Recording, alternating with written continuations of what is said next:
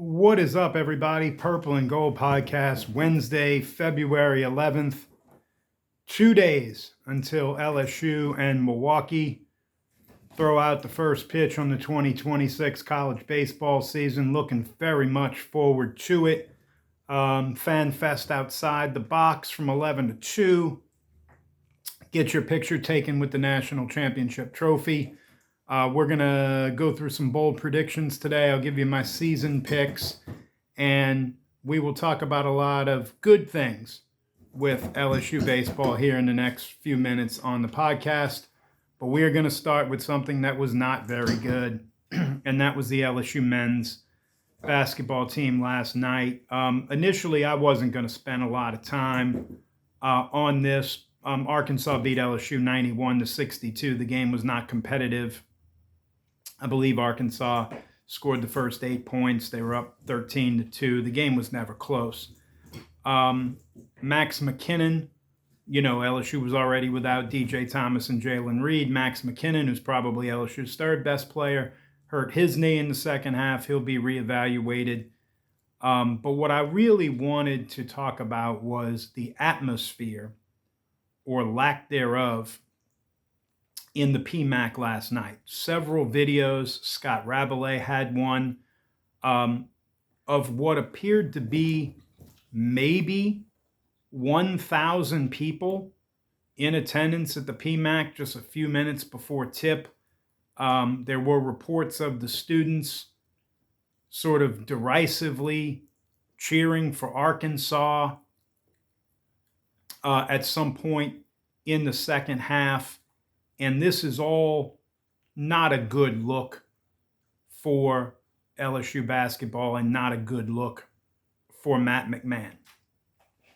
So I came on this podcast a couple of weeks ago, and if you listen every day, I appreciate that. If not, you can go back and listen to it on YouTube. And I, sort of impassionately talked about how I thought it was time for a change and what I thought LSU needed to do respective to the men's basketball program. Matt Moscona, who hosts the Locked On LSU podcast and hosts After Further Review, does a great job. He has talked about whether or not there would be an appetite amongst the LSU boosters to buy out Matt McMahon and his staff, which could cost upwards of $10 million. To then go spend another 10 or 15 million on a coach, and then spend whatever you would have to spend on a roster for that new coach. And I understand that wholeheartedly, and I understand that if you can't round up the funds, you can't round up the funds. I would argue, though, and I'm not comparing LSU men's basketball to LSU football, but I would argue when we all walked in the stadium the night LSU was going to play Texas A&M, I think a bunch of us probably thought Brian Kelly wasn't working out. I think a few of us maybe would have described him as being on the hot seat. I don't know that anyone would have said he would be fired the next day. What changed? Well, the outcome of the game, but more importantly, the atmosphere in Tiger Stadium basically set off a bomb for LSU's athletic administration, boosters, fundraisers, anybody with a concern in the program. Again, I'm not naive to think that a Tuesday night basketball game against Arkansas, when LSU was already, 2-8 in the conference, they're 2-9 now, is comparable to LSU playing Texas A&M in front of 100,000 people at Tiger Stadium. It's not. But the atmosphere last night was so bad, and you have to believe that the atmosphere going forward is going to be so bad. And with women's basketball and gymnastics performing the way they're performing and putting out the box office that they're putting out, and now LSU baseball starting in 2 days, this is really a grim scenario for LSU basketball. I will leave it for today with this thought. If you have to buy out Matt McMahon and his staff for $10 million, and you can't do much else besides that. So what I mean by that is maybe you've got to go hire a cheaper, unproven mid-major coach. And maybe you give that mid-major coach a middling amount of NIL money compared to the rest of the SEC. If it's a charismatic coach, if it's a coach who knows how to work a room, is it a coach who knows how to maybe evaluate and find some kids in some places? Wouldn't that be better than this? You look at what happened when you went from Brian Kelly to Lane Kiffin. And again, I'm not saying LSU could hire a coach that's comparable to Lane Kiffin resume-wise. But the enthusiasm, the work ethic, the fundraising, the overall oomph that Lane Kiffin has given not just LSU football fans, but LSU boosters, the people in the state of Louisiana, if you could just find a fraction of that on a smaller level and put that influx into LSU basketball, I think it's something Verge Osbury and that group have to at least consider. On to LSU baseball. So I wanted to spend some time today, give my season predictions, and I wanted to make a few bold predictions. And again, these will be bold predictions. It won't be, Derek Curiel's going to hit 310, right?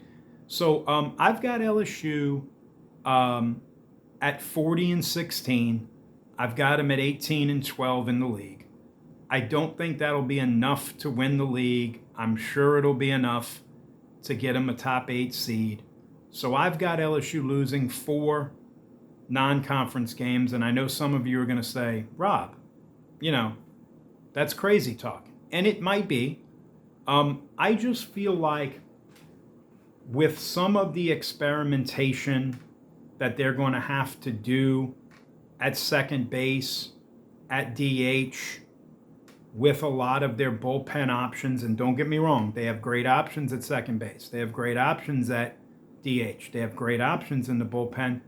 I feel like there will just be some games where maybe that creeps into winning and losing. Look, LSU goes undefeated in the non-league, it wouldn't surprise me. If they go undefeated in the midweek, it wouldn't surprise. I'm not married to this prediction in any way, but I've got them at 18-12. I've got them at 40-16 overall. I've got them as a top 8 national seed, which is all you really want. In terms of my bold predictions, I want to start with Jake Brown.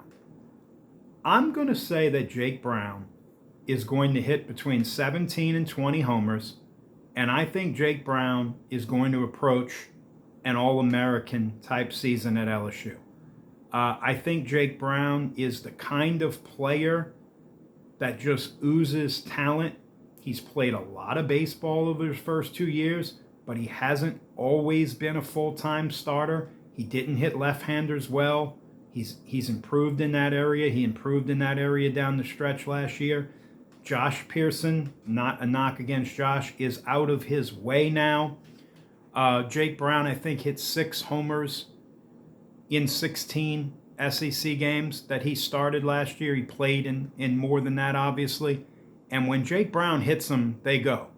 And I think, so that's my bold prediction. I think Jake Brown hits between 17 and 20 home runs, and I think he approaches an All-American, certainly an All-SEC type season. I wanted to make the bold prediction that Cade Aaron Beatty would make an All-SEC team, either first team or second team. But the catching in this league is just incredible. Ryder Helfrich from Arkansas may be a Golden Spikes candidate. Carson Tinney, who transferred from Notre Dame to Texas, is an All-American already. But I am going to say that I think Cade Aaron Beatty will hit 15 home runs. I think Cade Aaron Beatty will anchor this team behind the plate, and I think he will be one of the stalwarts on this team heading into 2027 when guys like Stanfield and Milam and Curiel and Zach York and all of those guys are gone. And the other bold prediction that I want to make is that I think LSU fans, by the end of this season, are going to absolutely love relief pitcher Devin Sheeran. I think he's going to be a true closer in that Zach Hess kind of mold. LSU fans loved Zach Hess. They loved his personality. Devin Sheeran is going to come in there and pump it at 98, 99, 100, grunting on every pitch. He's 6'5", he's 245 pounds. And I think if he has the kind of success closing games that a Gavin Guidry had, or a Zach Hess had, or a Chris Cotton had, even though Chris Cotton did it in different ways, Matty Ott, I think LSU fans gravitate towards that, and I think they're going to gravitate towards Devin Sheeran. So I believe that that's my other bold prediction, is that I think LSU fans are really going to love Devin Sheeran, and I think he's going to be one of the real unsung heroes on this team. Tomorrow we'll give a little bit of a preview of Milwaukee if we can. I will do what I can to research Milwaukee's team, and we'll preview really the weekend from LSU's perspective, how I think the opening day lineup will be, what I think Jay will do Saturday, Sunday, Monday at second base, at DH, and at starting pitcher, because I think those are the real intriguing spots for this weekend. I will say right now, Jay is going to meet with the media at 11 a.m. tomorrow. Hopefully he will give a complete starting rotation. He oftentimes does not. I would expect him to name a Friday starter. I would expect that to be Case and Evans. Obviously, if Jay gives us a rotation tomorrow at 11 a.m., we'll be here to talk about it tomorrow afternoon, and certainly we can analyze that. So that'll do it for today. Please like, share, subscribe. Before I get out of here, I am going to do my weekly radio spot in George County, Mississippi tomorrow. It's WRBEFM.com is the link if you want to listen. I will be on at 7:05 Central.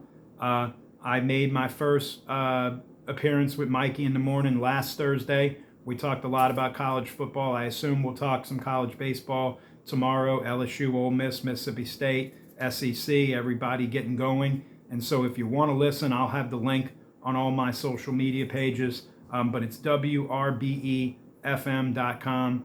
I'll be on at 7:05 a.m. If you're driving into work somewhere, or if you want to give it a listen, you just click on the listen live, and you can certainly do that, and that would be appreciated.